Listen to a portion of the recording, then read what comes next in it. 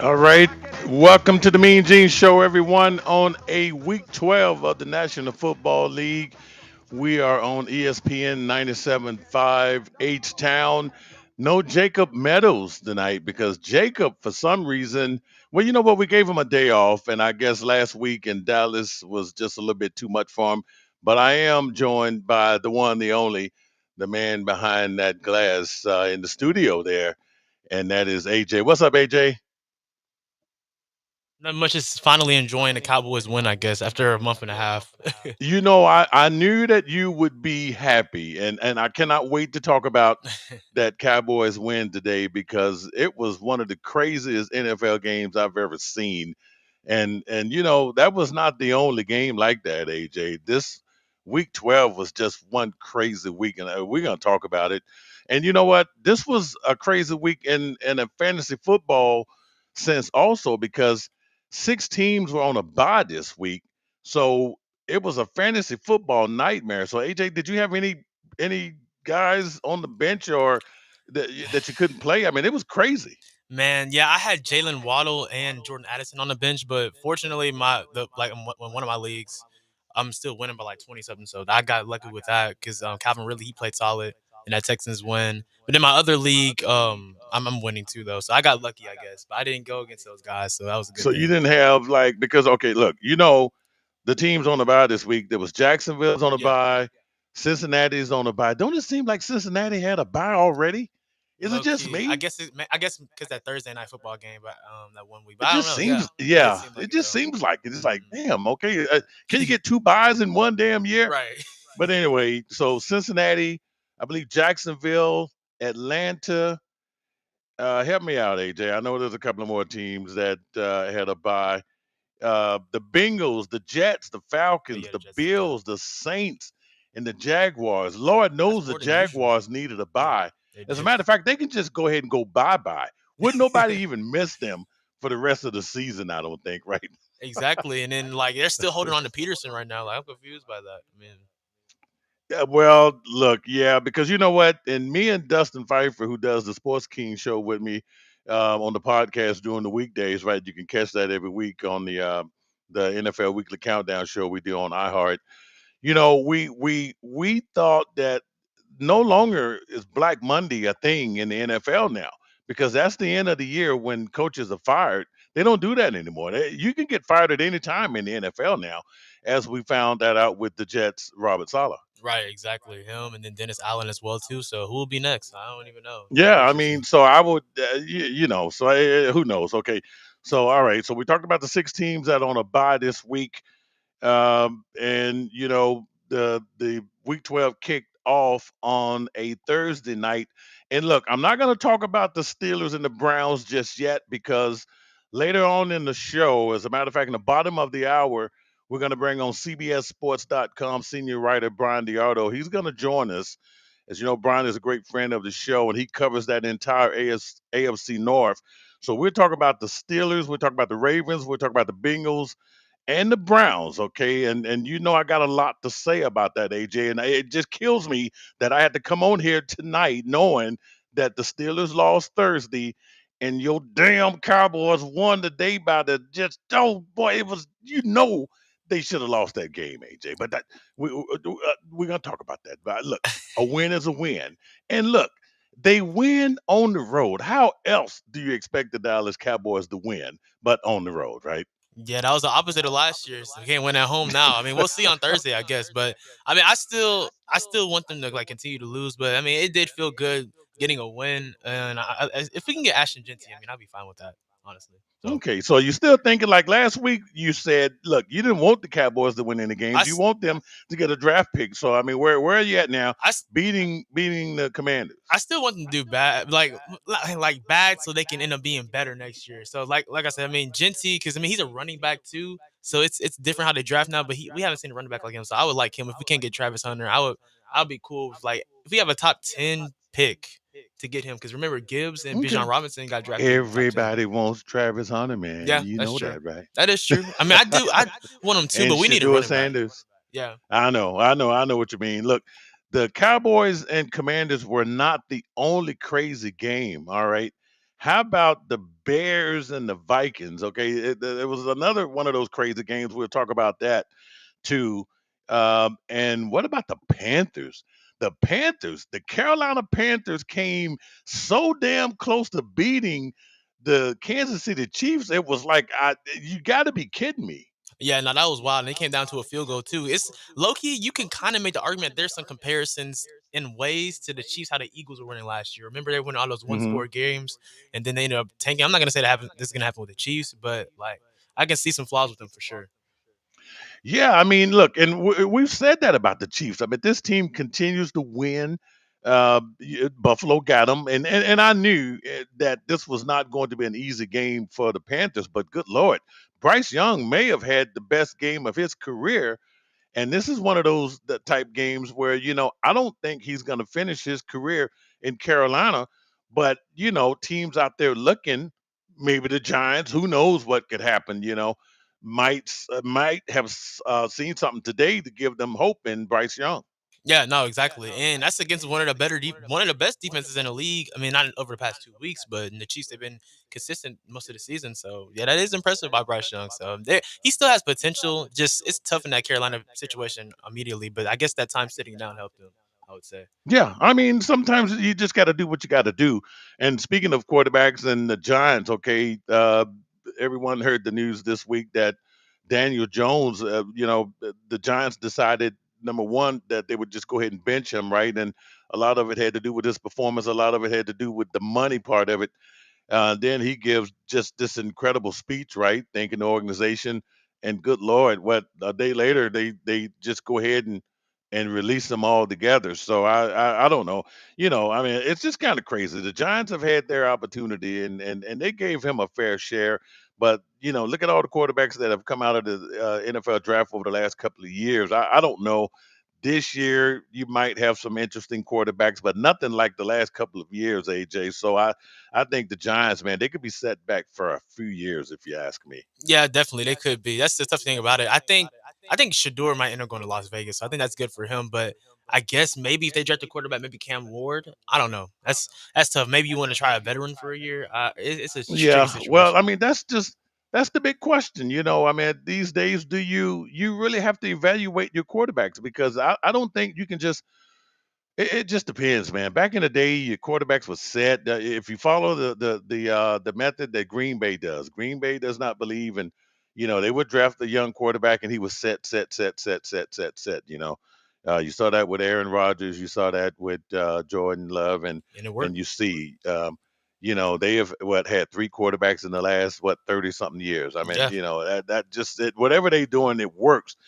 But these days, because the money is just, I mean, it's a win now. It's a microwave, era that we live in now. Everything's got to be right now, and you sacrifice so much. Look what the Panthers sacrificed to get Bryce Young, and look, that could have been the Houston Texans, right? Who we're also going to talk about today. I think Houston, we do have a problem. Okay, and I don't know. I thought something was funny about the win Monday night over the Cowboys, which they said, and I know we'll talk about it a little bit in the next segment. That was not so impressive beating the Cowboys on Monday night to me, especially when you get a letdown today against the Tennessee Titans. How the hell does Will, who eats a jar of mayonnaise, Levis, come to town and beat you? Mind you, How does that happen? they also sacked him 8 times too, and 7 times in the first half. So that's crazy, and they still ended And up losing. Yeah. And I mean, look, he got a little help from Tony Pollard. Yeah. When's the last time have we ever Last year, mentioned Tony Pollard's name on the show? maybe a couple Have we? times, but So Tony Pollard decides to just come out of his shell today and show out. I guess in Texas, he missed Texas, right? Is yeah, that what it is? I I guess don't know. so. Something about Tony Pollard. So he had a hell of a game, and oh my goodness! So the Texans lose, okay, to the Titans, which nobody picked the Texans to lose this game today. And I don't know if they got caught looking ahead, but it just doesn't seem like it's the same team. We said this last week that this is not the same team last year, but this is something's wrong with this Texans team, and I don't know what it is. Right, and this is beyond the injuries at this point. You can't just blame it on that now. So it's more than that. It's undisciplined. You constantly see the same things with the Texans: the offensive line, all the penalties, and the defense is good. Like they got 8 sacks, but still, Will Levis was able to cover secondary. And also, I saw Yeah, Jalen Petrie got hurt too, so that's going to be a hit as yeah, well yeah, there. yeah, yeah. So man, I Yeah, don't that's know. gonna hurt also. Yeah, that's really gonna hurt. So, just interesting stuff. So anyway, as you can see, I am not in the studio. We're broadcasting from the man cave. Okay, rarely do I get to, just it was so comfortable last week in Dallas. AJ, I just figured, what the hell, every once in a while you just gotta work from home. I mean, it's just one of those things. Okay, I know, but look, next week. Jacob Meadows will be back. We'll do what we normally do here, but we got a great show for you. Like I said, later on, we're going to bring on CBSSports.com senior writer, our friend Brian Dialdo. We're going to talk about the AFC North, and I got all of the scores and updates and stuff. I know we got some sound bites for you and all of that great stuff from the action that happened here in Week 12 of the National Football League. So stick around, folks. You're listening to the Mean Gene Show live on ESPN 97.5 H Town.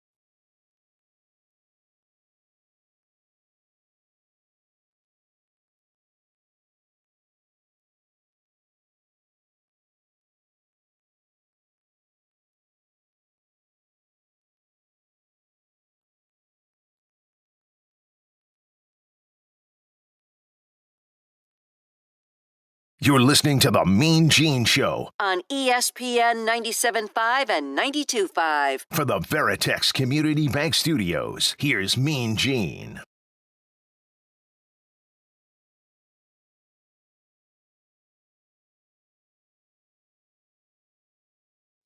Not a problem. So look here, we wanted to get you some sound bites from the Texans Titans game, but look, you probably don't want to hear it anyway because Titans win 32 to 27.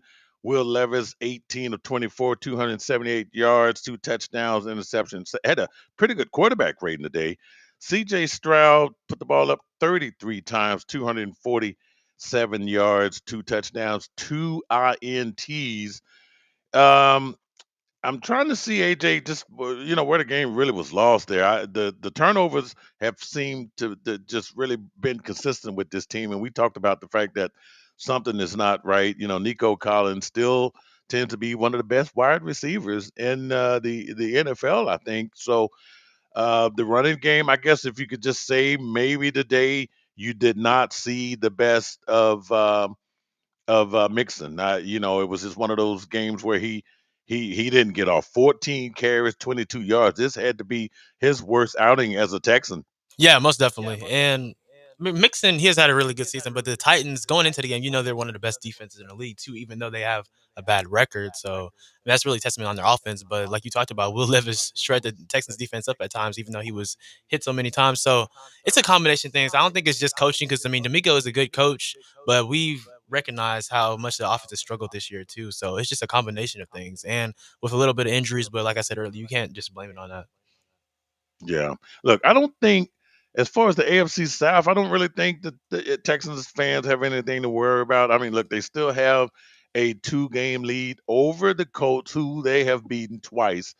So, I mean, but you don't want to get in a win-loss record overall. I mean, now that lead is only 2 games. They're 7-5. They dropped to 7-5. The Colts are 5-7.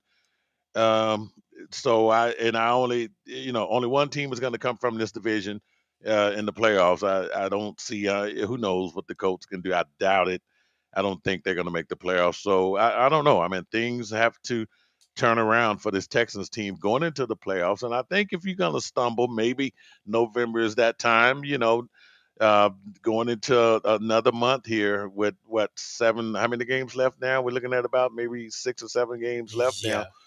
Yeah. uh, they're going to have to turn it around here because they do not want to risk being a division winner on the road. That happens. And I just don't think this team right now is going to be one of those teams if they keep playing the way they're playing. I don't know. Something's going on there. We're going to have to find out. So, some other games that took place today, we talked about the Cowboys and the Washington Commanders. And I tell you what, man, Cowboys fans, look, I know it's been a down year. It hasn't been a whole lot to celebrate, but look, a win is a win. And this was one of the craziest games. Oh my goodness. I didn't keep my eye on the entire game, but apparently you only needed to watch the last, what, minute or two to really know what the hell happened with this game here. I mean, this was an incredible game. Cowboys win 34-26. And I guess it was all about, uh, the look, a game that it looked like the Commanders had a chance. Looked like the Cowboys were going to win this game anyway. Commanders come back, they tie the game, and there was a couple of seconds left to go in this game, and all they needed to do was make an extra point to tie the game. I think it would have been what, 27 all or something like that. Yeah. And he misses an extra point, and almost the same time the commentator. And see, this is why some fans blame commentators on, like, you jinxed us. Okay, look, what else is a commentator gonna say? All right, it might sound cliche. Oh boy, it's not over until he makes this this point. Well, guess what? He didn't make the damn point. Okay, he missed it, and then, okay, so what do? They go for an onside kick, and then what happens? The Cowboys pick up the onside kick and run it in for another damn touchdown. I'm like, that was just one of the craziest games ever. And I think they take that win there. I think, you take the win. The Commanders are now 7-5, second place in the NFC East behind the Philadelphia Eagles, who, by the way, are going to kick off here in a couple of minutes. They are at SoFi Stadium getting ready to take on this Rams team, who is kind of scary, to be honest with you. Yeah, now that Matthew Stafford has all his weapons back, who knows what's going to happen here? I mean, you got Kyron Williams running the ball well. You got Puka Nacua, he's back, and you also got the one guy, what's his name, Cooper Kupp, back. So Yeah. AJ, this game might be a little bit more exciting, and I think. If you're a Dallas Cowboy fan, look, you just beat the Washington Commanders. Hell, you want the Eagles to lose tonight too, don't you? Yeah, I don't like any of the teams in the NFC East, so it's always smoke with that for sure. But like I said, the Cowboys, they still should be aiming to try to pick high because they need to chill out. Chill out. They're probably gonna beat the Giants on Thursday because the Giants are awful how they lost to the Bucks, but they still need to chill. I don't mind 6-11, but we need to tone down the winning. I don't mind this with Oh my goodness. that. Well, look here. Hey, you got to take them wins, when you can. And I look, the running game for the Cowboys is still something that they're gonna have to assure. You think that in the draft they look for a running back? Genty, Or that's what I'm saying. Ashton Genty from Boise State, you got to get him. You have to get him. at this point because Now, Boise State, yeah. that's that college where they got the field painted blue and stuff, Yeah, you right? ever heard of Ashton Genty? I have heard of him. Yeah, I'm about to say. I have, but Yeah. running backs, you know how running backs are. You know how Jerry Jones is when it comes to running back. Right? Look, so are you comparing him to Bijan Robinson? Would you say he's better than Bijan Yeah, he's Robinson's a year he's a at legit Texas? Heisman candidate. Like for real. Like him, it's right now it's either him or Travis that's gonna win it. He already has 2,000 Okay. rushing yards. I think almost 30 rushing touchdowns Well, too. we will get to see Boise State in the college football Yeah, playoffs most here. likely. Knock on wood. Yeah. Which look, if this guy's stock is going to rise, that's going to be a time for it to rise. Speaking of college football playoffs, how about those Alabama Crimson Tide? They asses should not show up anywhere near the top 15 or whatever, how many damn teams they putting in this thing, 12, right? Yeah, How they 12. got to be number 7 in the country besides me in the first place. But there was nothing more exciting last night than watching Oklahoma beat Alabama. And first of all, they both wear red and white. Can we look? There's like 3 teams I know that wear red and white: the Razorbacks of Arkansas, Alabama Crimson Tide, and Oklahoma. Can somebody change their damn uniforms, okay? Because I'm sitting there rooting for the wrong teams, and especially when Arkansas and Alabama plays, it's really confusing. But anyway, that's college football. We don't talk a lot about that, but that was an exciting loss for Alabama last night. Now, look, we don't like Alabama, but we love those guys when they go to the NFL. All right, and we got an Alabama guy playing tonight in Jalen Hurts. And what are you liking? What you're seeing from Jalen Hurts this year? Is it a little bit different last year where he actually played hurt, perhaps? And no pun intended. But I mean, it just didn't seem like he was right last year.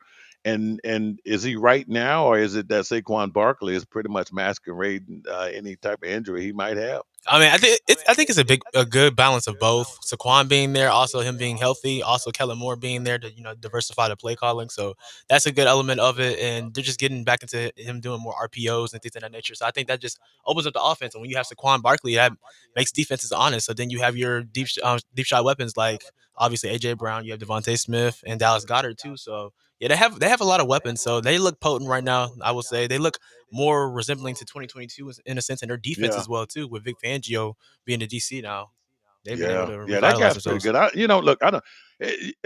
Coaching at Denver was just not the right thing for him.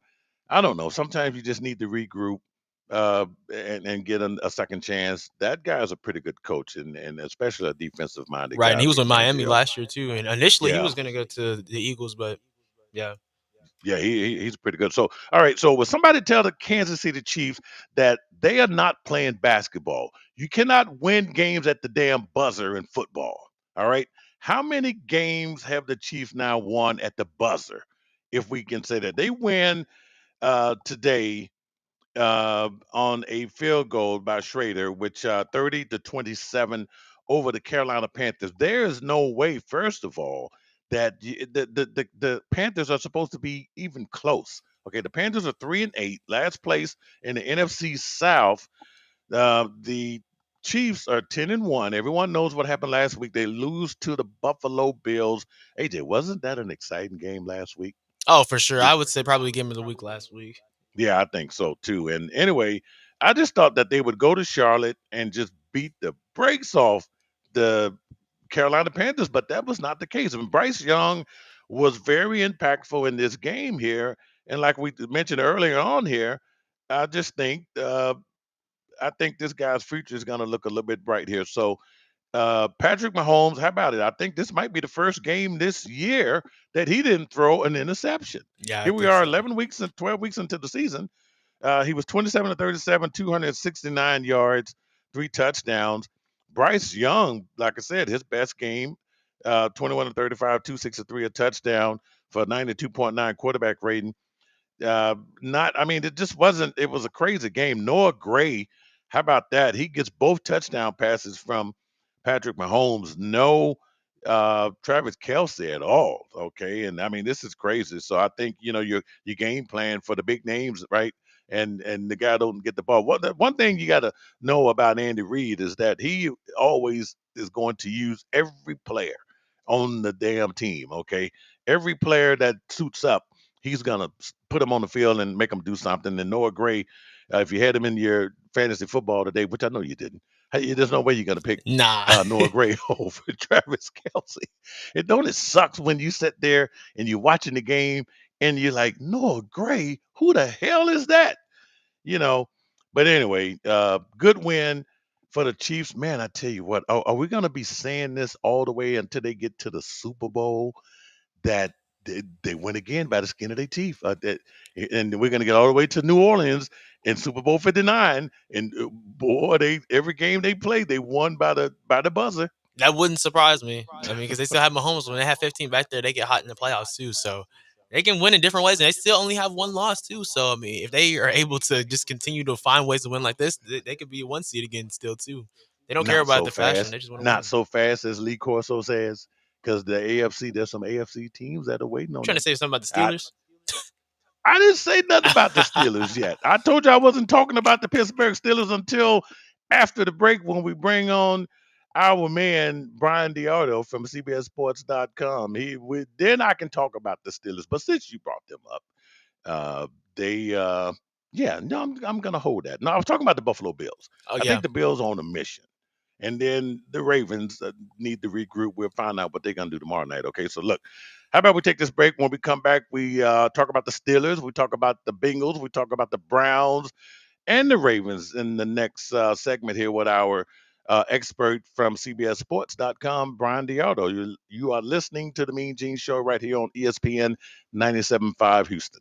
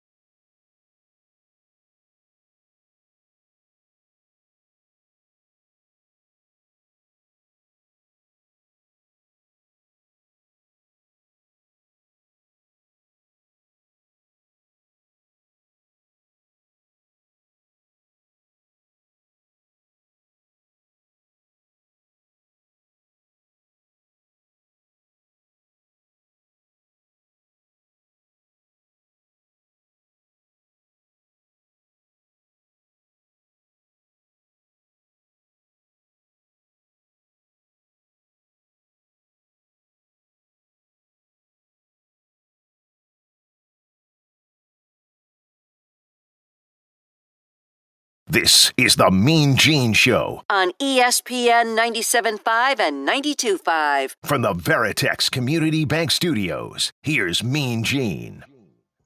All right, folks, welcome back to the Mean Gene Show right here on ESPN 97.5 H-Town. And as we mentioned earlier, the NFL Week 12 got underway Thursday night in what was a blizzard in Cleveland, Ohio. Okay, and my next guest is a great friend of the show. He covers the entire AFC North mainly the Pittsburgh Steelers for CBSSports.com. He's a senior writer.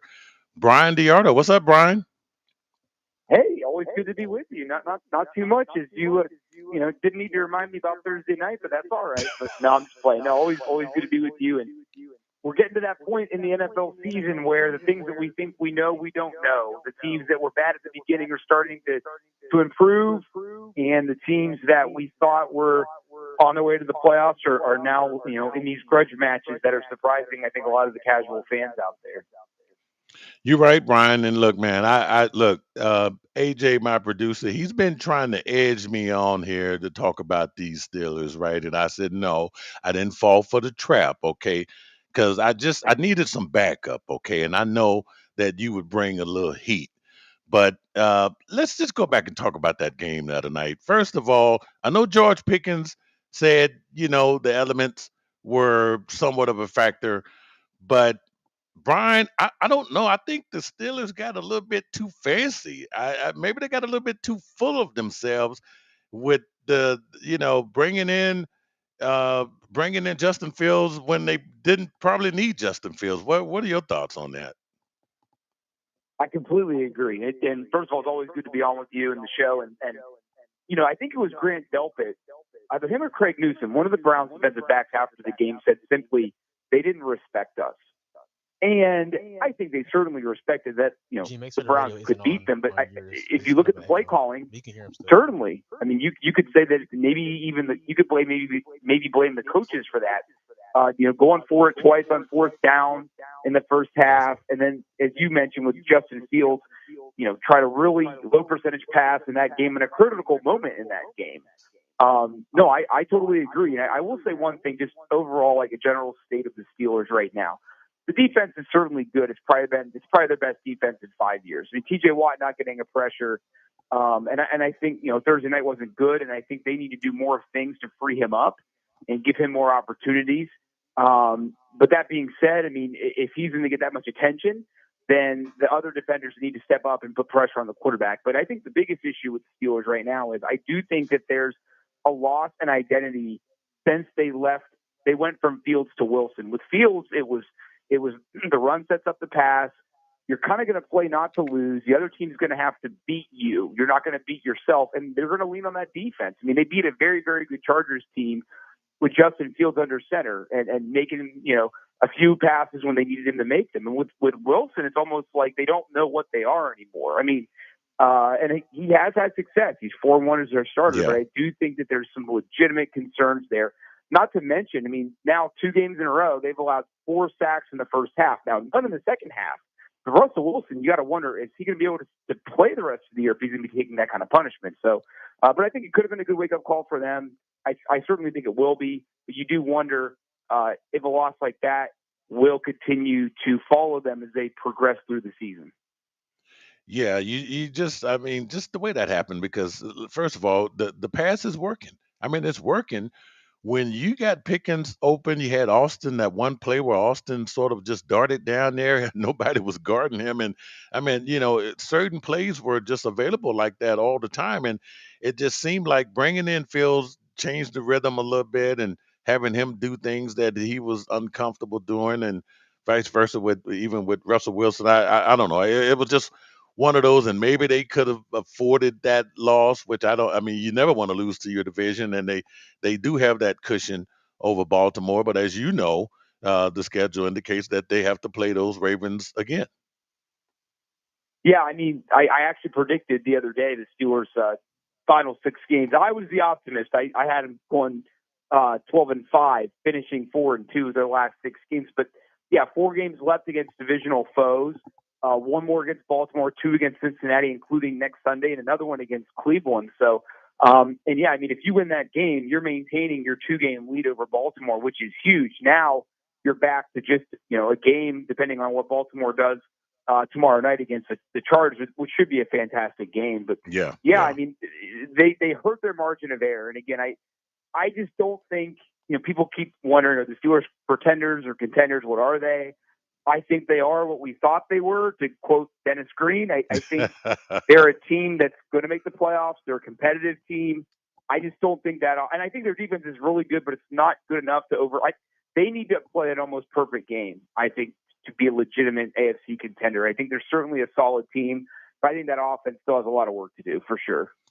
I agree with you, folks. Once again, we are talking with our great friend from CBSSports.com, senior writer Brian DeArdo, joining us here on the Mean Gene Show, ESPN 97.5. So, look, I don't want to, sound like a broken record and whining here. I do want to give praises to the Cleveland Browns here, especially Jameis Winston, who for some reason, was put on the back burner with several teams and always seems to find another opportunity. But how about Nick Chubb, who came back from an injury and the numbers are not impressive, but just get him anywhere near goal line, and he's going to get in the end zone. Oh, for sure. And I think the funny thing is when you look at the NFL, and you saw it today with Carolina Panthers almost beating the Chiefs, I think a lot of times, and I'm guilty of it sometimes, you just see the score and you go, oh, man, the Chiefs really stunk today or whatever. I don't think that was the case in that game. I thought the Panthers played great.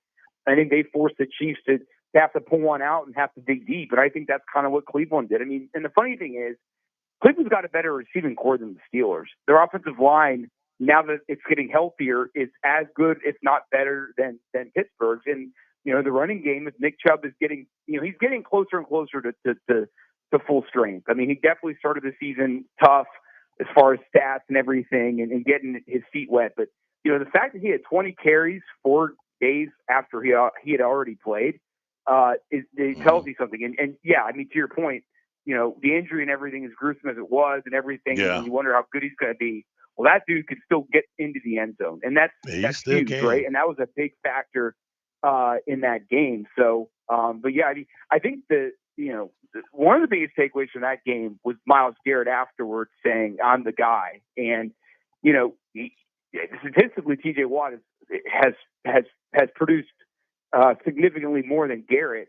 But I think it is an interesting debate or argument because, and I have plenty of friends who live in Cleveland that like to have this debate with me. I think the main difference is that defense is centered around Myles Garrett, and that's one of the reasons why Jadeveon Clowney wanted out of there, because he's like, I don't want to be a pawn into the basically just whatever Myles Garrett's going to do. The Steelers just put Watt in one place, so I found that facet of it interesting. But the whole thing though was Cleveland beating the Steelers. We saw the Panthers almost win today. We saw the the Cowboys beat the Commanders, who they're all of a sudden kind of falling apart. This league is just, it's never been more even than now. And it's been a very parity-ridden league for a long time. Yeah, meanwhile, the Chiefs are just winning, I don't know, just these last-minute miracles that, I guess it caught up with them last week. Last week, they were going to lose that game no matter what because, the Buffalo Bills just, when it comes to the regular season, they got the Chiefs' numbers, but me and AJ was talking earlier. I mean, do you just think the Chiefs are going to coast their way to Super Bowl 59 playing this way? Are we ever going to see the best of the Chiefs in 2024? What a great question. And I think that, and I talked to Larry Zonka a few weeks ago, right before their first loss, and he even said, they remind me a lot of the 72 Dolphins, and we didn't blow out a lot of teams. We kind of, one day we might win 27 to 24, but then the next week we might win 10-7, and the next week we might get our blowout, right? And so, I will say this: I think the Ravens could beat them, we just saw the Bills beat them. I think there's 3 teams right now that are really, really ahead of everybody else in the AFC. It's the Chiefs, the Bills, and the Ravens. Even though the Ravens are behind the Steelers in the standings, I just think that Baltimore has just beaten themselves for the most part. I mean, we saw them lose to the Raiders in an inexcusable loss. The loss to Pittsburgh, they make 2 field goals and they don't turn the ball over in their own end at the end of the first half. They're going to win that game. The Chiefs, it was half a foot away from potentially winning that game. Yeah. So I think if the Ravens come in and play lights out, they can beat the Chiefs. Now their pass defense has been one of the worst in the league, so that's the concern with Baltimore. The Bills don't seem to have any major weaknesses. I mean, their defense isn't a dominant one, but it's obviously been good enough. But I still think that and this is the scary thing, they haven't played their best football yet, referring to Kansas City. I mean, we saw it today. The offense was great. If you look at that game, it was like there were so many sequences where the Chiefs would score and then Carolina would respond, or vice versa. It was a really awesome game, an exciting game. I'm glad we had two options in Ohio. I picked that one. I'm glad I picked that one over the Yeah, other I mean, game. you just didn't know how it was going to turn out. It's one of those games, No, Brian, where you're looking at the score, you're like, man, this thing is not the blowout that we thought it was going to be. but the reason why I would go with Kansas City still is because they're getting their reinforcements back. They're going to get Pacheco. They're going to get Hollywood Brown. They're going to get their pass rusher with the name I can't pronounce that they lost in the AFC title game last year. So, yeah, I would still go with the Chiefs, but I think it's going to be a lot harder than the last couple of years. Yeah, I agree with you. And look here, we definitely want to keep you on for the next segment because I got questions about the Bengals and another thing with the Bengals here. We got 6 teams on a bye this week, and for the life of me, man, it just seems like the Bengals already had a bye. I don't know what it is about this team, but for a team that is 4-7, this is like one of the best 4-7 teams I've ever seen. It is, especially on the offensive side of the ball. I mean, with Joe Yeah, Burrow I know. and Jamar Chase, I mean, they've been like that. And when they've had Burrow, Chase, and Higgins on the field together, they've been almost unstoppable. But that defense hasn't been able to stop a cold. And the way that defense has been designed forever is bend but not break. Well, now they're breaking, and that's been the major issue there. And I don't think it's something they can fix. I think it's not a schematic problem. I think it's a talent problem, and I don't think they're going to be able to fix that this year. Yeah, I don't think so either. Okay, folks. Hey, look, we're going to take a break. When we come back, we're going to continue to talk to Brian DeArdo from CBSSports.com and get his thoughts on the Chargers and Ravens tomorrow night, as well as the Bengals and the outlook for the Bengals. You're listening to the Mean Gene Show right here on ESPN 97.5 Houston.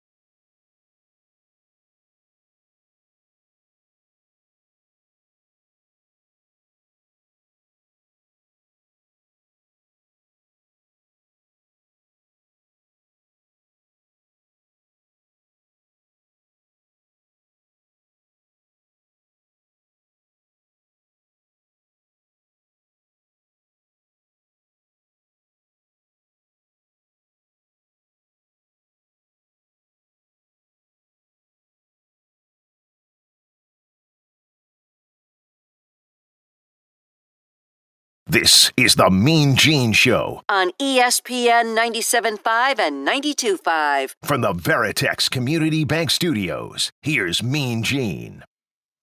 All right, we are still in the first hour of the Mean Gene Show here on this Sunday, week 12 of the National Football League, and we have our great friend from CBSSports.com, senior writer Brian DeArdo. So, Brian, real quick, it looks like it's a slow start there to the Sunday night football game in Los Angeles at SoFi. 3-0 Philadelphia over the Rams. Rams are trying to get on the board, but I don't know. It seems like these games are getting off to a slow start. All the action uh, so far in week 12 has been coming at the end of the games. Exactly, but I got to say, you're hitting me with some Jay-Z from the early 2000s. That's perfect music for a Sunday night or anytime. I had that song banging in my '96 Honda Accord way back when. But anyway, oh, get out of here! Hey, that's AJ, man. You got to give it up to my producer, AJ. AJ, man, look, man, you bringing back memories on this Sunday night. Great music choice, and the best part when you play it these days, it doesn't skip like the old CD era. But I digress. But no, you're right. I mean, a lot of the games have come down to the end, and again, that's what the NFL wants, right? I mean, that Commanders Cowboys game was crazy with the multiple touchdown returns, but I don't know what the Commanders were doing kicking off the KaVontae Turpin. That's an old USFL MVP who got on the Cowboys because of the great return work that he had in the USFL. So yeah, he's got one job and he does it well. He does it exceptionally well. That's an interesting thing this season is watching which teams kick versus which teams don't. And to me, it seems like the Steelers do a good job of hitting it inside the 5-yard line, but they're very selective in that they only do it against teams they feel they can have success against. They would never kick off to KaVontae Turpin. They never did when they faced the Cowboys. I think it was back in week 5. But I will say this. You mentioned all the close games. I think and I hope next year the NFL, since they adopted the USFL's kickoff format as far as how they line up and all that stuff and the touchback rules and everything, they need to adopt the option when you score to keep the ball. If you convert a 4th and 12 from your 28 or 4th and 15, I think 4th and 15 from your 25 would be perfect. They need to do that. I like that. Yeah, I thought that was one that they would carry over. Exactly. And the reason why I heard it didn't was that, it was too radical. Well, what are we watching with these kickoffs? Is that not radical? Like, this whole thing is weird. So, and the fact that you have to announce that you're going to do an onside kick, and the fact that your success rate is almost completely abysmal, even though we have seen it, I think, converted at least once or twice this year. But still, I mean, we talk about all these close games and down to the wire. How exciting would that be if in some of these games, like let's take Bengals and Steelers. Bengals score late, 30 seconds left. Joe Burrow gets a 4th and 15 to keep the ball. Like, that's high drama, high quality stuff. That is. I wish they would go to that. But yeah, I mean, it's been a lot of, like I said, a lot of close games. And one thing I will say too, I mean, Daniel Jones getting released. I know that was the big news of last week. Yeah. Happy to see Bryce Young do really well. And I think that's, again, I think we all can, the fans and the media, we can be so quick to jump on players that don't have success right away. Really happy for Bryce Young, happy to see him. And David Canales, I mean, I'm not going to say he's coach of the year, but he's doing a heck of a job given, all the stuff that he's had to deal with this season. I mean, they've done a good job there. I gave you a lot to chew on there. I apologize, starting with Jay-Z. No, great stuff, Brian. Yeah, I mean, I agree, man. Canales has done a good job with, especially working with what he's had to work with, and having to bench Young and now bring him back. And look, I mean, sometimes that it does wonders for people, and perhaps maybe if they had did that with Daniel Jones, it would have been a different outcome. So, hey, last week we had my friend, your friend, Ickey Woods on the show. And we had Ickey. Ickey doesn't talk to me much these days because, first of all, he thought that, I wanted to make fun of the Bengals. And, when the Bengals are losing and the Steelers are winning, Ickey doesn't speak to me. But we got him on the phone because it was a Sunday night game and it was a desperation. Okay. So we let Ickey come on and look, and I thought the Bengals were going to win last week, and I was shocked. I went to bed early on that game. I was tired. We did our show in Dallas last week for the Texans and the Cowboys, but I don't know. I don't know what's your thought on the Bengals this year. I mean, look, one thing me and Icky both did agree on, Brian, is that they missed the hell out of Joe Mixon. And they missed Jesse Bates. Yeah.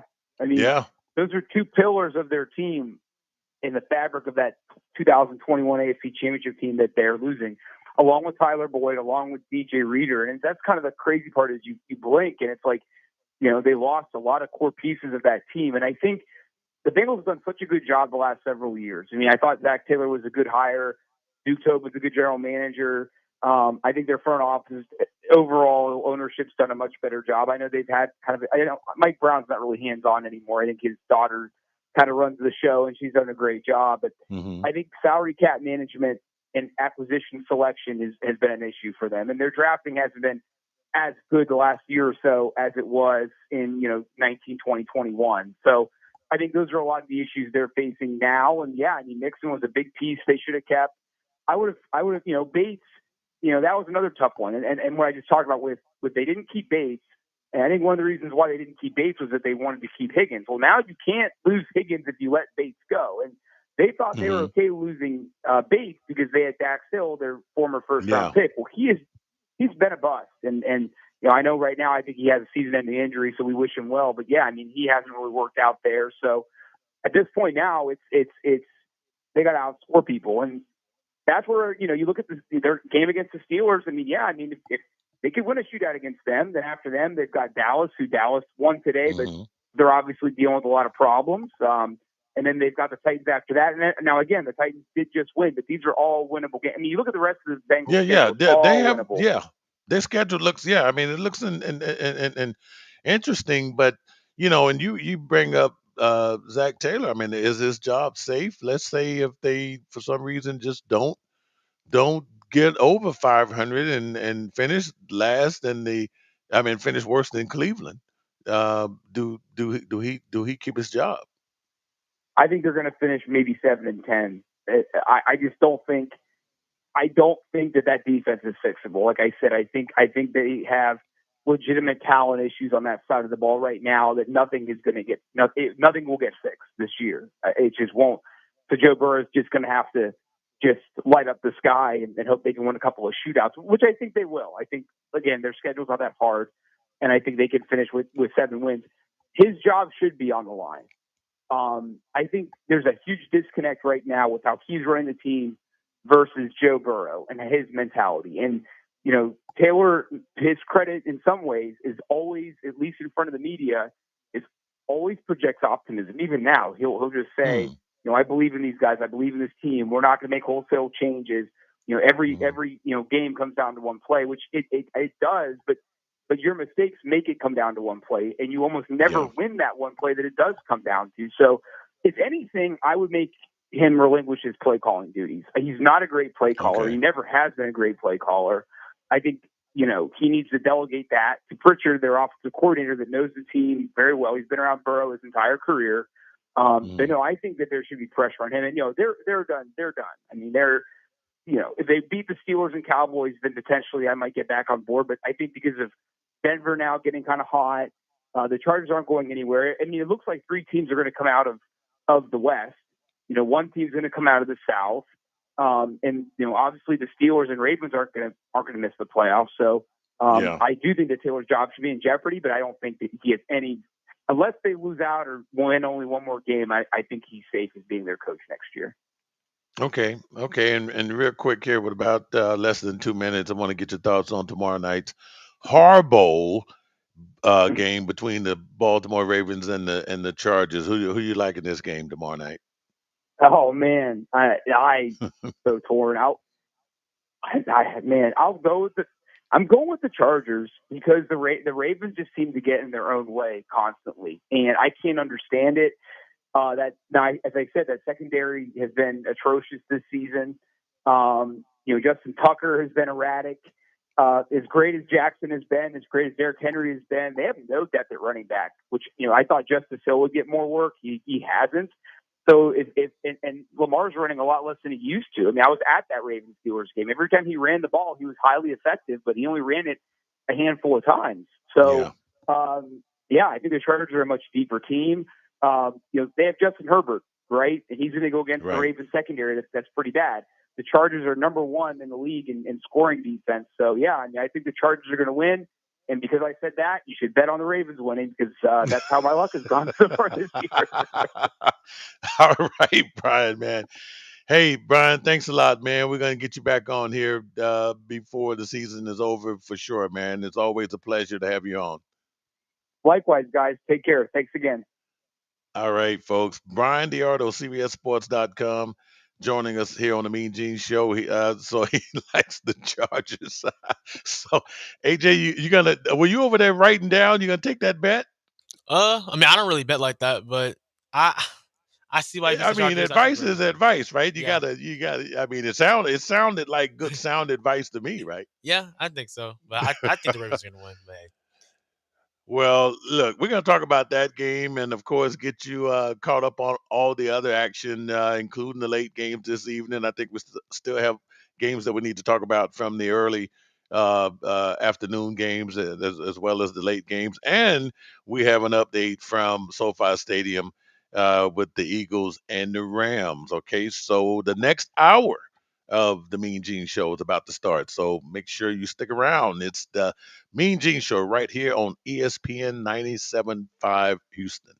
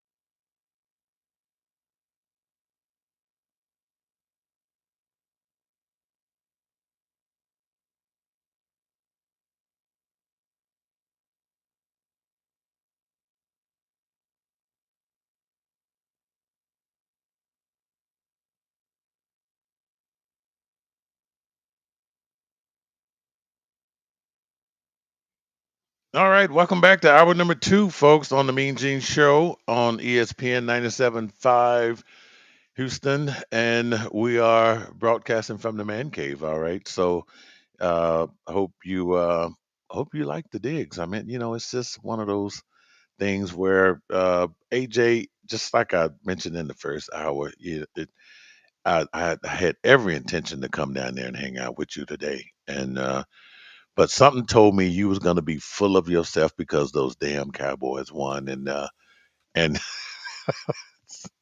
but look, I mean, you handling this pretty well, um, and I think rightfully so. As I see, Saquon Barkley is having a good night here. The ESPN Sunday night game is on. By the way, we're going to have some updates on that game as well as the other games that we did not cover in the first hour. We have the Monday night game that we're going to be talking about. We talked about that a little bit in the last hour with CBSSports.com analyst Brian Diardo. AJ, what were your thoughts on the Bengals there on the Zach Taylor thing there? Because and I know we ran out of time doing that segment, but one of the things when was mentioning like relinquishing the play calling duties, perhaps we've seen that a lot here lately, where coaches are doing that, and I'm okay with that because if you got a quarterback like Burrows, who if you start all over again, and here you go again, just setting this guy back, a few years maybe. Right, and that's true because Zach Taylor came in the same year as Joe Burrow too. So I mean, they kind of been there together since 2020. So it would be tough like that.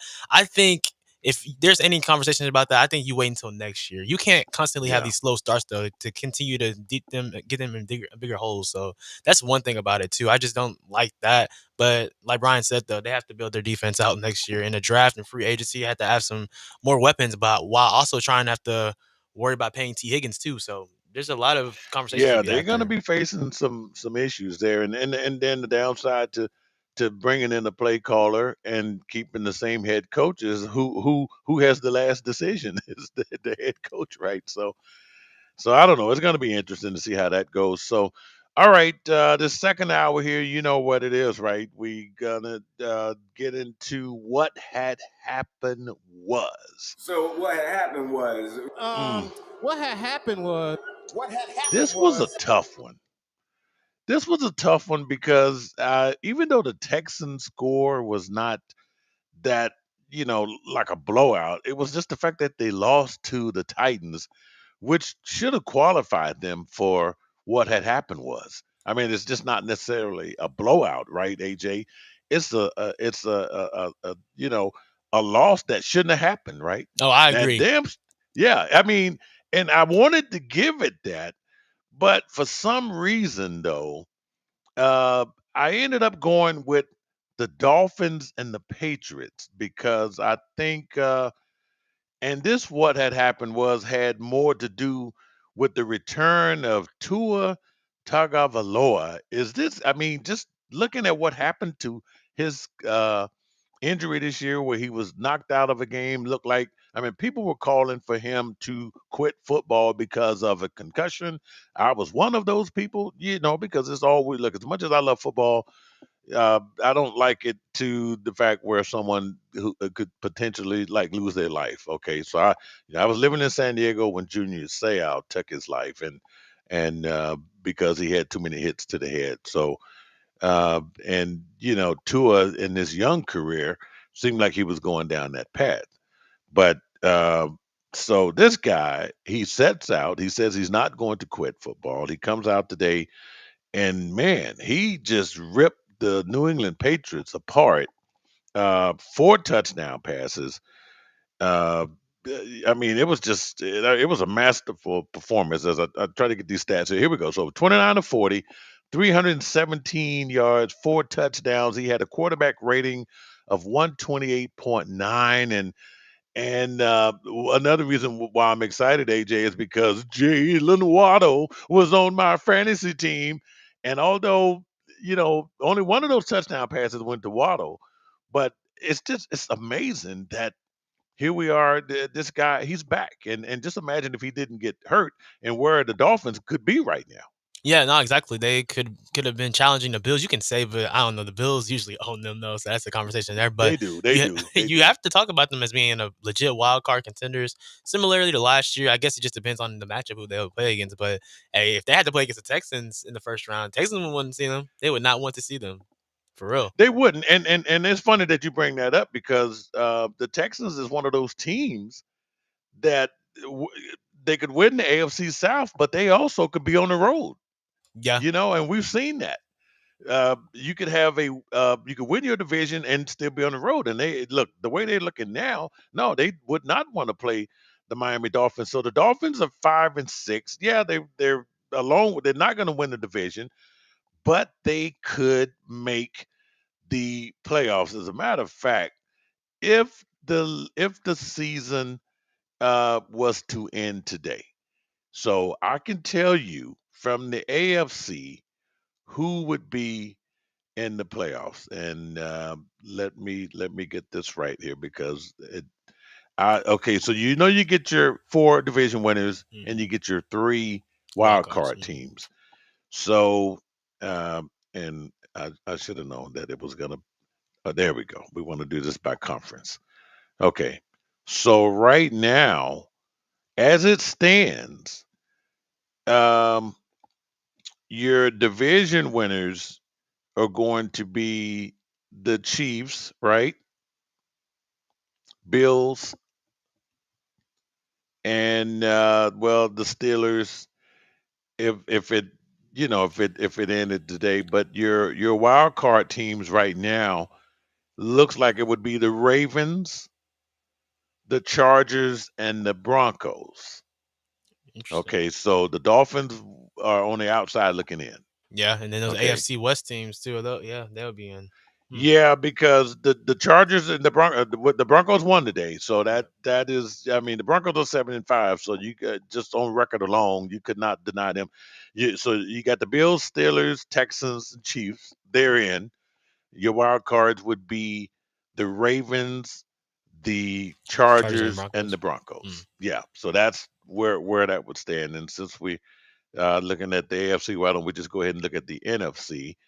Right now, if the playoffs were to start today, your NFC, your 7 teams right now would be your division winners would be Eagles if nothing changes, the Lions, of course, right? Falcons and Buccaneers, boys, close. Right now, it's the Falcons and the Cardinals. I mean, can you believe the Arizona Cardinals? Yeah. Right now, if the playoffs were to start today, they are your division winners. Mm-hmm. Your wild cards would be the Commanders, the Vikings, and the Seahawks. Wow. Those would be your wild cards. So, I mean, and look, the NFC West is just unbelievable right now. Cardinals 6-5, Seahawks 6-5. Rams could be 6-5 tonight if they knock off the Eagles. And the 49ers, I just don't I don't know. The 49ers, no Brock Purdy today, and it just was not pretty by any Right. stretch of the And imagination Bosa's there. hurt too. And yeah, Bosa's hurt. The 49ers fans, look, I just don't think that things are going to go the way that you want them to go. I'm sorry. I wish I could say some better things there. How about we move on to the Chicago Bears? This was another one of those games that was weird and crazy. The game goes into overtime. The Minnesota Vikings win 30-27, and the game was played in Chicago. Now I can tell you um, that I was listening to the ESPN show, post game show before we came on the air, and one of the fans, what was he saying? He said they have a flu in Chicago. Yeah, flu. The Eber Right? He flus. called it Yeah.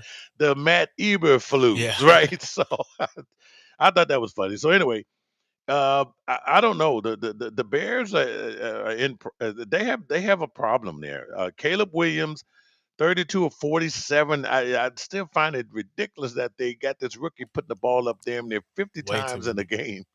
So for 340 yards and 2 touchdowns there. He ran the ball 6 rushes for 33 yards. I don't know.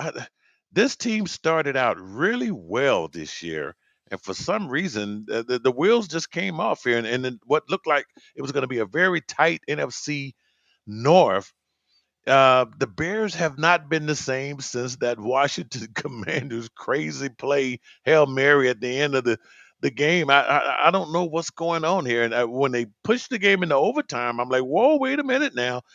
They have a chance. DJ Moore gets a touchdown. How about Keenan Allen shows up here? One thing that they said when they assembled this team was that they gave Caleb Williams all of these weapons. I don't know why they are not able to win games and get and beat teams here. They got the defense, they got the offense. AJ, what you are you seeing something that I don't see?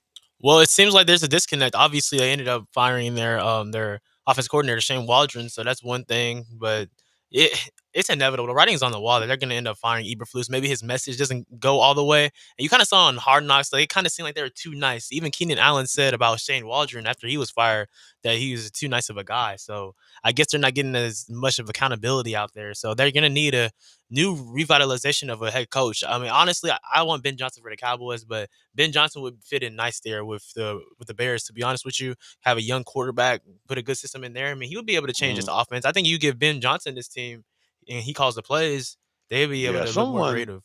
someone's going to be coaching this team, and Yeah, and this was a heartbreaker because, you know, receiving wise, look, you get DJ Moore and Keenan Allen both almost over 100 yards today, and both scored a touchdown. I mean, this is what we saw today is what was projected, and you still can't get a win. And Minnesota, you know, look, Sam Donald, hey, he is still balling out. Okay, the Vikings refuse to go away. All right, and no matter how bad you get beat by the Detroit Lions, because they beaten everybody.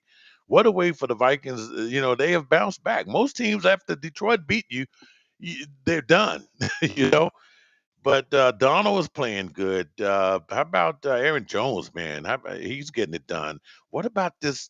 Look at here, Addison. Jordan Addison and Hawkinson. Man, Minnesota all of a sudden is a scary team. So this is great stuff here. So I tell you what, we got some more games we're going to cover as far as what happened in Week 12 of the National Football League, as well as get you an update from SoFi Stadium. Can the Eagles fly in Los Angeles? We will let you know. You're listening to the Mean Gene Show right here on ESPN 97.5.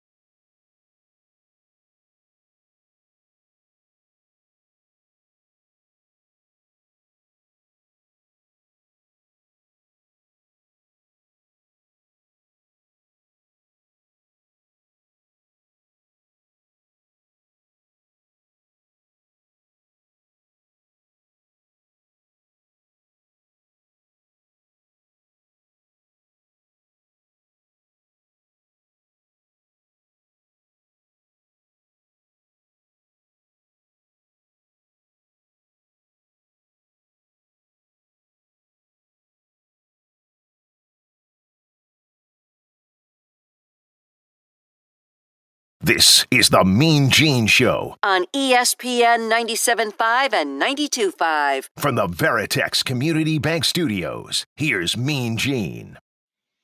All right, we are continuing on here on a Sunday evening. ESPN 97.5 is the Mean Gene Show on ESPN, and I am joined by my producer, AJ, in the studios. Jacob Meadows from the Coach's Quarters is not with us. Jacob, you know what? Did you give Jacob the day off? Did he like submit some paperwork through you or something like that? Nah, I heard he was in Florida or something like that. Hey, I don't know.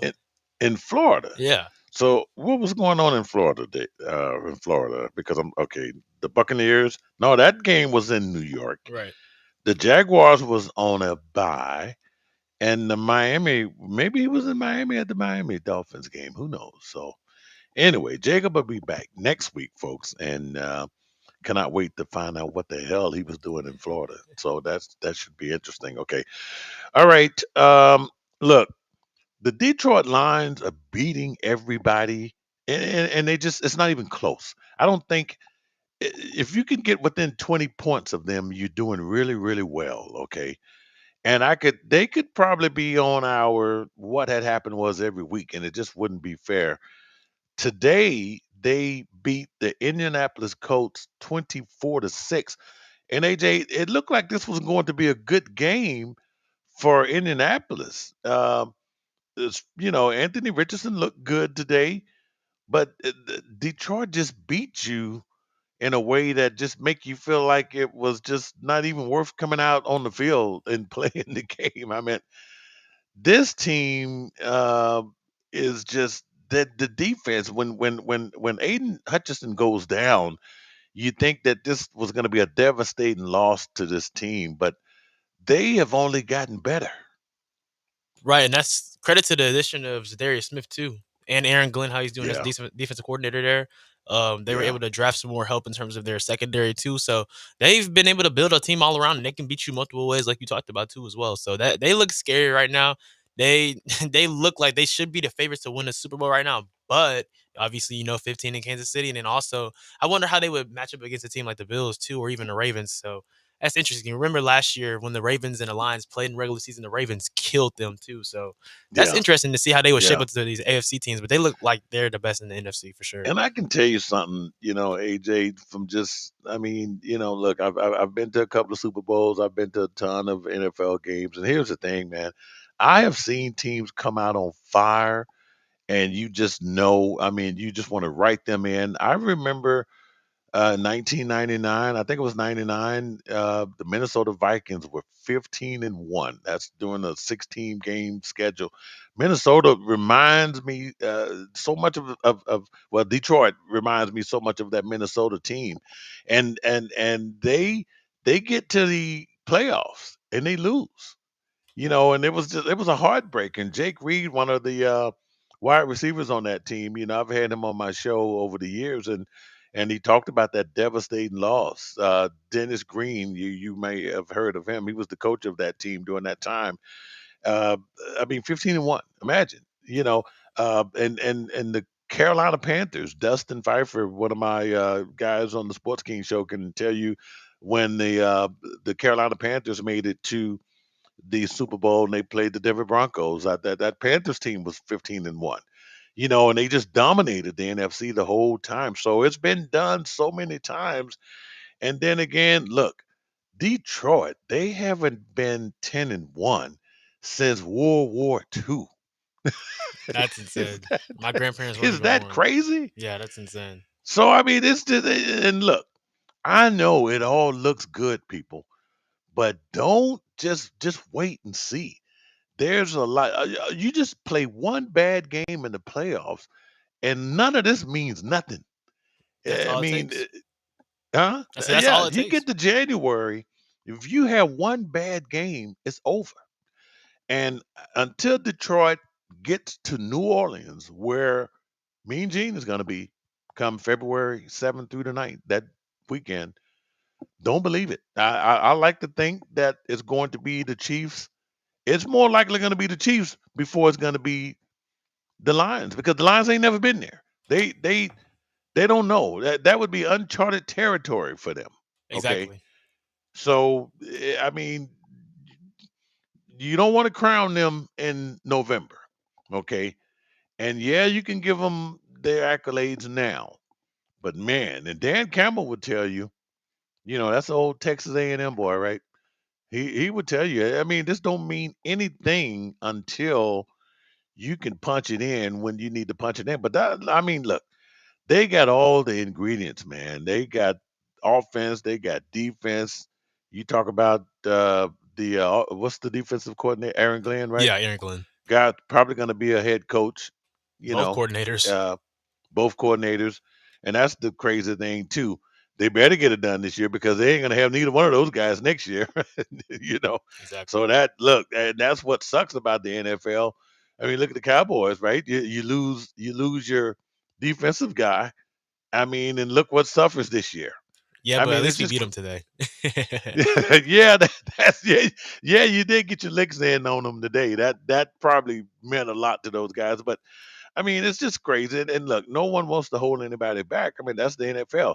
That's why it doesn't stand for National Football League. It stands for not for long Right. because things just don't stay the same. If Detroit is going to do it, it has to be done this year. But they have a lot of football left, and they might finish. What is it now? 16-1. They may not lose another game. But boy, once you get to January, It's a different you season. can't lose another game. Yeah, you cannot. If you get to January at 16-1, you can't lose no more. Even the Patriots one year went what went undefeated and lost the Super Bowl. How boy does that hurt? So anyway, Detroit just kind of pump the brakes a little bit in Motown. Okay. Just pump the brakes. All right, Eminem, no, y'all hold that champagne. Just wait a little bit. All right, another game. The Cardinals and the Seahawks. Man, it just seems like every week the NFC West is playing each other, and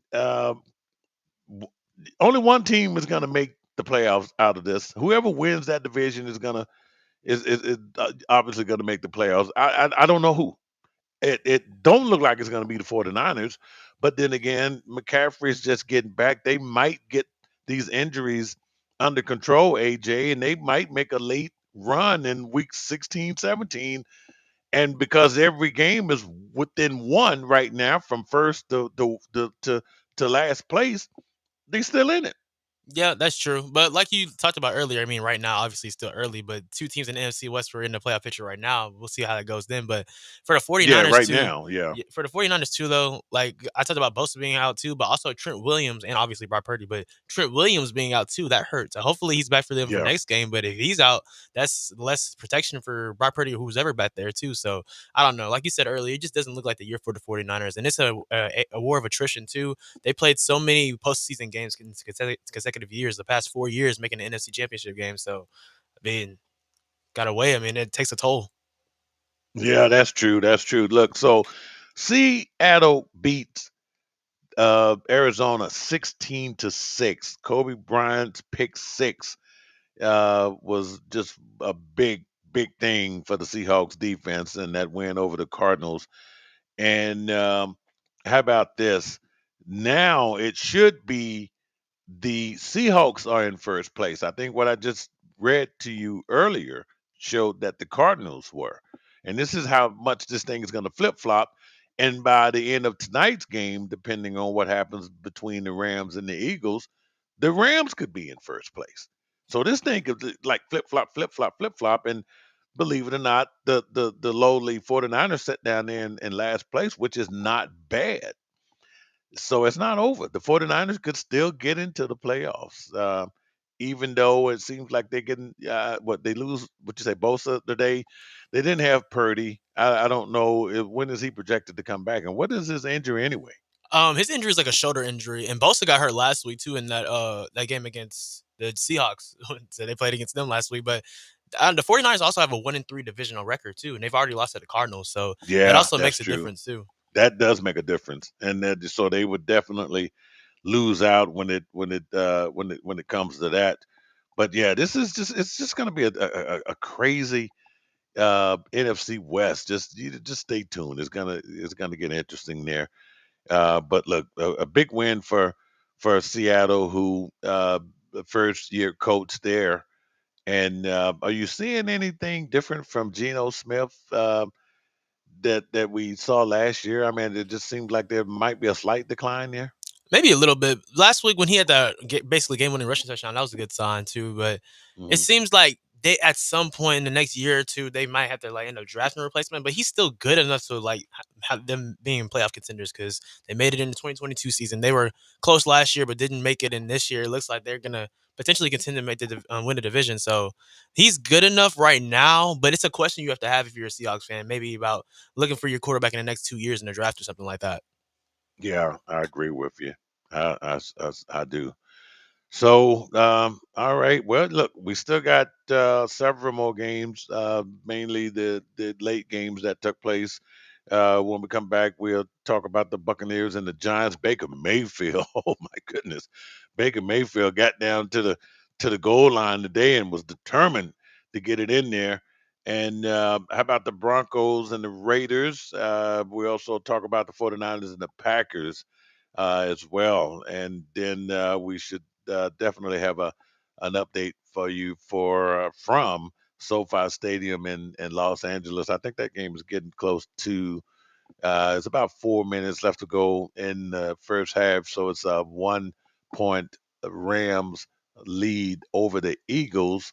Eagles have the ball, so they got a long way to go. And Saquon Barkley, man, this guy is just running crazy. So stick around, folks. We're gonna get to the bottom of the hour here, and then we're gonna come back with more updates. You're listening to the Mean Gene Show right here, ESPN 97.5 Houston.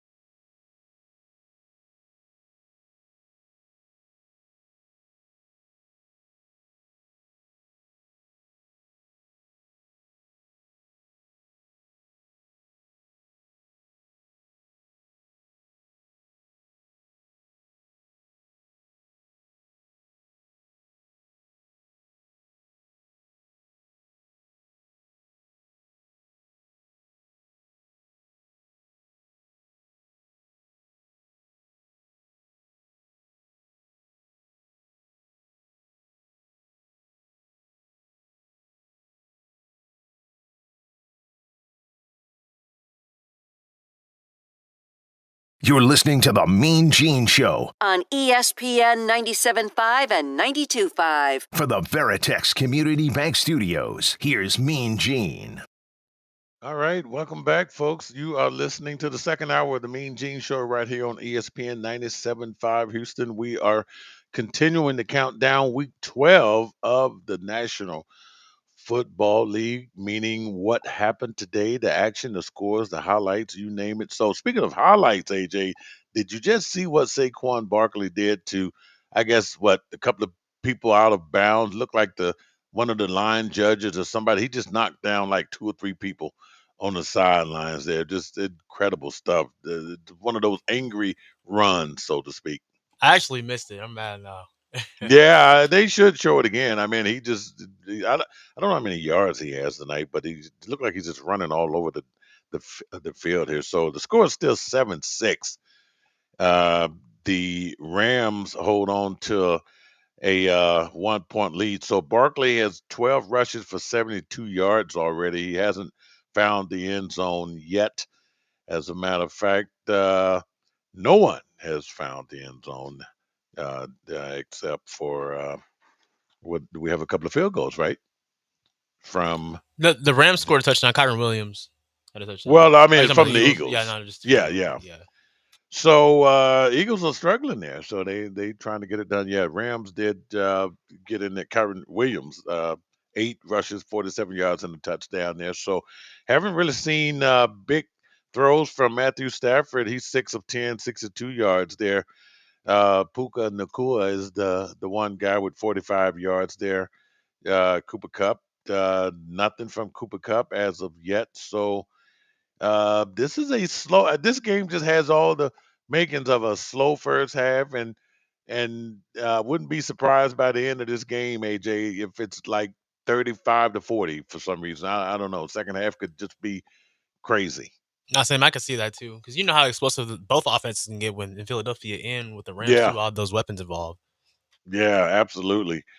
How about we talk about the Buccaneers and the Giants today? The Buccaneers win 30-7 in New York, and Baker Mayfield put on the show. It was the first Giants loss post Daniel Jones there, and man, Baker Mayfield really got out there today and showed out. Bucky Irvin, hello Bucky Irvin, my fantasy football guy. Bucky Irvin, is he a running back, right? Rookie running back. Yeah, he's a running back for the Buccaneers. Man, 12 rushes, 87 yards, and a touchdown. And of course, you know he could also catch the ball from the receiving side. He had 6 receptions for 64 yards there. And what a day. Baker Mayfield, 24 of 30, 294 yards. Man, this was just a hell of a game. Mike Evans showed up again. It's nice to see Mike Evans back. So look, the Buccaneers, I was ready to write them off, especially when they lost Mike Evans and Chris Godwin. But I don't know, AJ. I think the Buccaneers, especially looking at how the Atlanta Falcons have just fallen off, the Buccaneers could still pull out the NFC South. Right. They have a shot, and it sucks that they lost both of the games against them. Particularly, they should have won the first one, in my opinion, that went to overtime, but digress on that. But yeah, if the Falcons continue to look bad, I mean, I'm not impressed by the Falcons at all, honestly, but they continue to, fall off a little bit. The Buccaneers can see themselves having a kind of an avenue to win a division.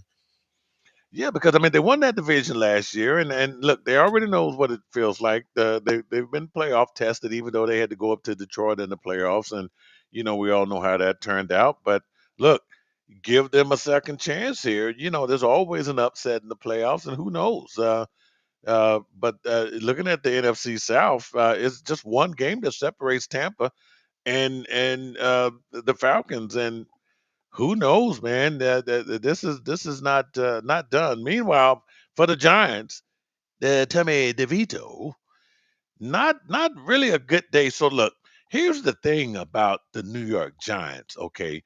And I agree with some of my counterparts in the media. Look, you go and get Drew Lock. Drew Lock sets there all year, thinking this would be an opportunity for him. You already knew what you were going to do with Daniel Jones anyway. So you part ways with Daniel Jones, and you diss the hell out of Drew Lock by bringing in Tommy DeVito. So I don't know if this was a marketing thing with the Giants or what, but Drew Lock certainly deserved to get the job because he was the number two guy all along. Tommy DeVito was not. And I just thought that was a big disrespect, AJ. Oh, I agree. It's kind of like a slap in the face. Is this their way of unofficially tanking? I guess maybe I don't know, but if they do that draft quarterback, we talked about it a little bit earlier. I don't even think what Deion Sanders said about his son, about Shador. He's not letting him go to places that won't set up a quarterback to Yeah, succeed. I don't yeah. think that he would let him go to the Giants. So No, no. It wouldn't be the first time we've seen that happen where guys be like, "Oh hell no!" It happened with the Mannings. right, Okay, Eli said, "I'm not going to play with the San Diego Chargers under no circumstances." And yeah, it wouldn't be the first time. But no, I just think that it was a total disrespect there. And Drew Lock, has had his ups and downs. But man, when you think you're going to be the number two guy and you cut the number one guy, you don't even, that should be an opportunity. he gets on the field today in garbage time, but that's New York. And this is one reason why the Giants suck. It's one reason why they have consistently sucked because they do crappy things like this. And Giants fans, look, when Tom Coughlin was there, it was just totally different. I understand it's the same ownership there, but I don't know. I don't know what's going on. Maybe it might be the same owners, but different decision makers within ownership. I don't know. I don't know how you could do a guy like that. And they are far from the Tom Coughlin days, of the Giants. And how about that? Both teams in New York suck. It just one's on the bye. We Right. shouldn't even really talk about the Jets I because think they lost the bye actually. but they, what'd you say? I said I think they lost the bye actually. So I mean, both teams suck. You can put the Jets and the Giants together, and they still wouldn't make one complete damn team. That's how bad they are in New York. I'm sorry, if you live in New York, you have to put up with that. I mean, you got the Knicks, and you don't have the Yankees. Okay, the Yankees Your who lost the Dodgers. World Series. I'm still laughing at that, by the way. But anyway, so that's what happened there in that game. And you know what? Looking for my next game, AJ. You gotta love technology here when you just get the old white page there. All right, there we go. All right, the next game, Broncos and Raiders. So look, I'm not a Sean Payton fan. Uh, don't like the guy at all. Uh, but man, the Broncos, something with Bo Nix, man. I don't know. This guy kind of knew what he wanted in Bo Nix, and Bo Nix is the real deal. Okay, not your average rookie because what is he like 50 years old already? I mean, he's like, so what did he play like 10 years at Oregon or something? I mean, what was it? Not 10 years, but he has the most starts for any collegiate quarterback in college Yeah, history. I Yeah. mean, like six at least, right? Yeah, because didn't he Yeah. play He was at somewhere Auburn. else before he at went to? Auburn. Yeah, okay. So I mean, yeah. So look here, I mean, all of that pays off, and apparently, Sean Payton and the Denver Broncos organization saw something there and that, and they thought it was worth it. Look here, this was a game when I did the countdown show with Dustin Pfeiffer, Sports Kings show. We both picked the Broncos. The Raiders is another disastrous of a team there.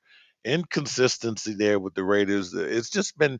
I mean, this is just the Raiders. The Raiders have just been one of the most inconsistent teams. They're 2-9, last place in the AFC West.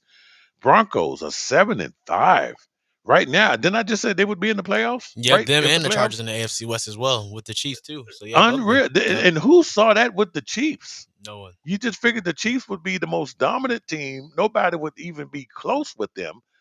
And granted, there's 4 games that separate the Chiefs and the Broncos, and there's 3 games that separate the 2 games that separate the Chiefs and the Chargers. Incredible. So they win today, 29-19. Uh, Bo Nix. Oh my goodness, this guy he sets a Broncos rookie touchdown record as they knock off the Raiders. There, let me give you his stats here. They got him throwing the ball 42 times. Damn. He's not your average rookie, right? Nah. So 25 of 42, 273 yards, 2 touchdowns. Gardner Minshew, not sure what the Raiders are going to do at quarterback. Not sure what the Raiders He's are out going for to the do at season all. too. Gardner Minshew is. Yeah, he did. Yeah. I don't know. It's just I don't know what's going to happen. Not a lot. I talked with my cousin.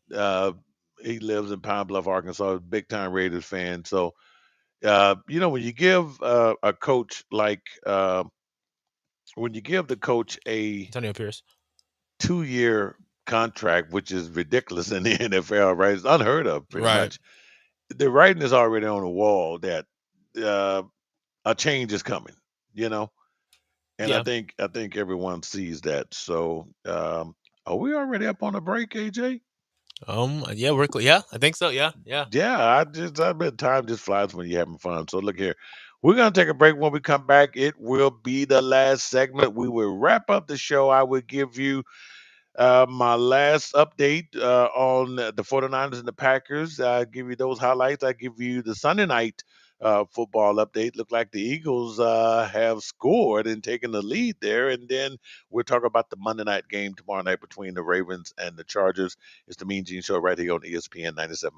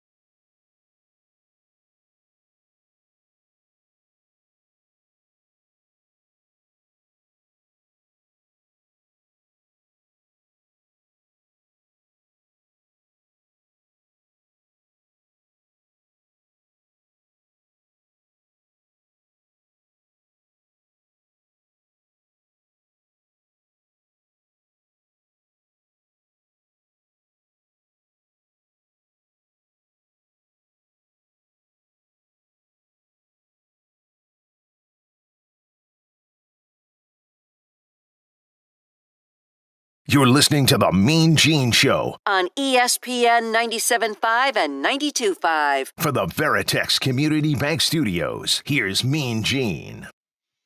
All right, folks, we're about to wrap it up here. The last segment of the Mean Gene Show here on this Sunday, week 12 of the National Football League. Don't blink because the season is almost over, the regular season. I mean, this thing just moves fast here. We are week 12. When we come back next week, it's going to be week 13. And believe it or not, teams still have a late bye. There are buys all the way through, I believe, week 14, if I'm not mistaken. And that's a hell of a late bye there. Uh, but I mean, if you're getting ready to make a playoff run, that could be timely for you. So, all right, we got an update from SoFi Stadium it's in Inglewood, California. Okay, I say Los Angeles, but it's actually the stadium is located in Inglewood, California. And AJ, I can tell you a little bit about that stadium. It used to be a racetrack. It was called Hollywood Park, and actually won some bets at that track. So they tore the track down, and now it is a football stadium. And it is also across a couple of blocks from where the Lakers used to play back in the day at the Great Western Forum. All of that in an area where they used to call Hollywood Park. But SoFi Stadium is spectacular. Yeah, it looks amazing, especially Yeah, I can't imagine in person. yeah. Look, if you fly into Los Angeles, you can't miss it because you fly directly over the stadium. I mean, you're right there. You can look out, whether it's the right side or the left side of the plane, and you can see the stadium below you because it's right there by LAX. So anyway, enough history on Inglewood and LA. The Eagles have taken the lead there. 13-7. Looked like Hurts hooked up with AJ Brown there, and they quietly got the lead there. They're about to go into halftime here. So I don't know, man. The Rams, I do expect that shootout, AJ, like you said there, because I don't think Matthew Stafford and the Rams are done. Even though the Eagles look like I don't think they're going to get anything on the board before the half, but I think it's going to be an exciting second half. Right, it's all about adjustments, and Sean McVay will adjust. If you had to take a coach out of this, I mean, obviously Sirianni's a good coach, but I think McVay is still the better coach. So I think that they'll be able to have some second half success. I mean, you're just feeling things out, but the Eagles were able to get more of a rhythm. Of course, they had a couple of good drives, and AJ Brown scored that touchdown. But yeah, Yeah. the Rams still have a chance. Obviously, the Eagles, I think they're a better team, but the Rams, they can get hot quick.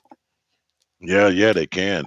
All right. One of the late games this afternoon was the 49ers and the Green Bay Packers. Now, this could have been what had happened was, right? But not so much when you got a depleted, injured 49er team there with no Brock Purdy. They started, Brandon Allen was the quarterback they Yeah, started Brendan Allen. for the 49ers. So I mean, this just was a 49ers was a mash unit. Even though they get, you lose some players and you gain some players, but big day for Josh Jacobs and the Green Bay Packers. 38-10 was the final score. And look, the Packers are 8-3 in third place in the AFC in the NFC South. I mean, is that just crazy how that division third place? Yeah, it is insane. But the Packers are nice, but yeah, no, I'm that division is crazy. The division is crazy. And look, and Jordan Love didn't have a spectacular day. Like I said, Josh Jacobs did, though. He 26 carries, 106 yards, 3 touchdowns. I had Josh Jacobs in my fantasy football league, Me so I too. had a great day from him. Yes, Man, I sir. know, put a smile on everybody's face. But like I said, Jordan Love, 13 of 23, 162, 2 touchdown passes there. And look, Brandon Allen, for what it's worth, 17 of 29, 199. No one expected much from him.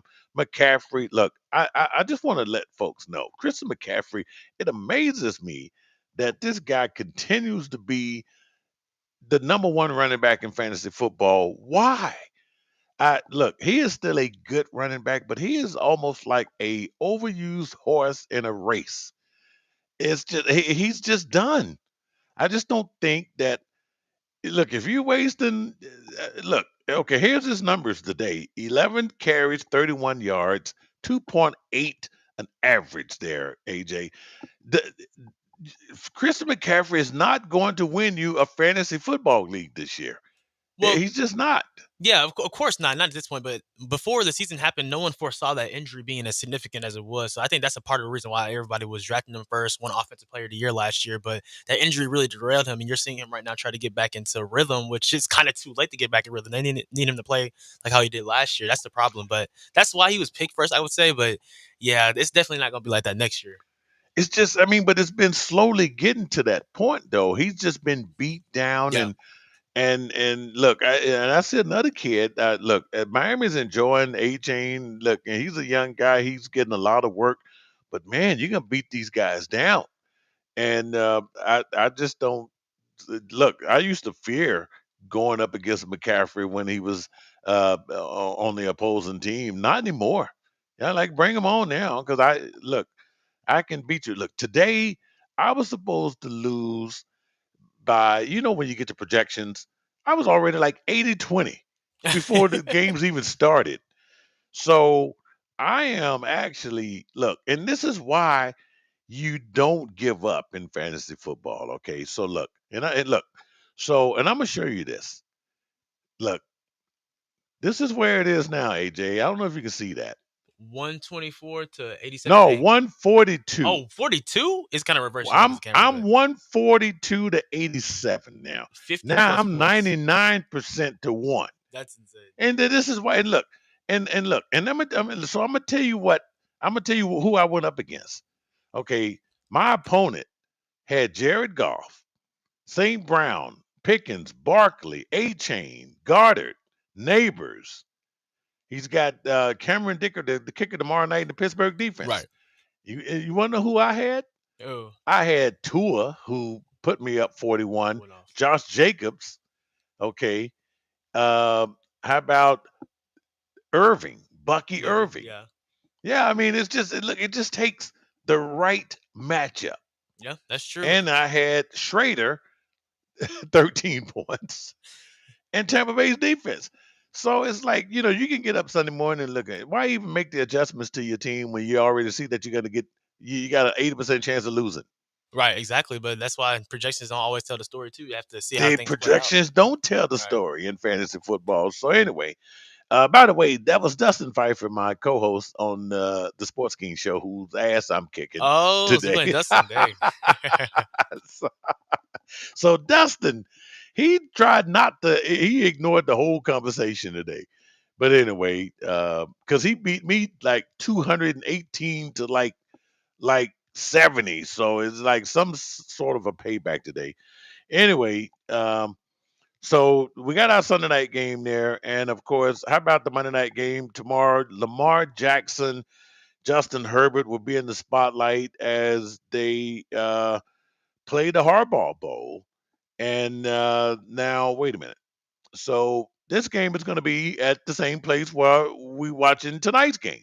A quick change. So it's going to be in Inglewood, California. How about that, man? Those poor workers, boy, they don't get a break, right? So you got the Ravens 7-4 coming off a loss to Pittsburgh, and you have the Chargers 7-3 under new head coach Jim Harbaugh. I just really like what I'm seeing from Jim Harbaugh and that relationship with Justin Herbert, man. He's a quarterback guy. People don't know Jim Harbaugh played quarterback in the NFL. He played it for the Colts and the Chargers and the Bears. Mm-hmm. So this guy knows something about quarterbacks in the NFL, and I think it's a match made in heaven with him and Justin Herbert.